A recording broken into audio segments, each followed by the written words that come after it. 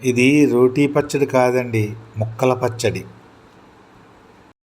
కావలసినవి: ఒకటి చిన్న దోసకాయ, కొన్ని పోపు దినుసులు, తగినంత ఉప్పు, తగినంత నిమ్మరసం.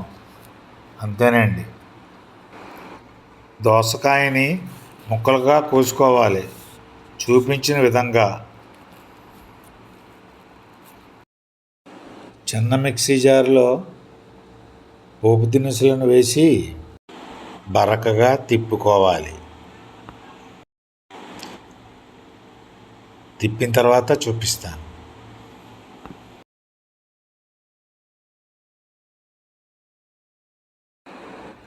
ఇప్పుడు తరిగి పెట్టుకున్న దోస ముక్కలను కొద్దిగా మిక్సీ జార్లో వేసి బరకగా తిప్పుకోవాలి. తరువాత గ్రైండ్ చేసుకున్న ముక్కలను ఒక బౌల్లో వేసి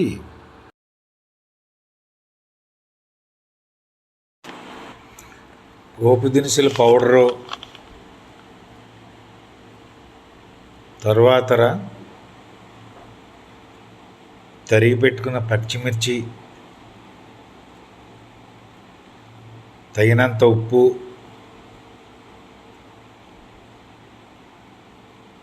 కొద్దిగా నిమ్మరసం వేసి బాగా కలుపుకోవాలి. అంతేనండి, దోసకాయ ముక్కల పచ్చడి. ఇది అన్నంలో కలుపుకు తింటే అండి చాలా బాగుంటుందండి. ఒకసారి ట్రై చేసి చూడండి, మళ్ళీ మళ్ళీ చేసుకు తినాలనిపిస్తుంది. నచ్చితే లైక్ చేయండి, షేర్ చేయండి, కామెంట్ చేయండి, సబ్స్క్రైబ్ చేసుకోండి. Thank you.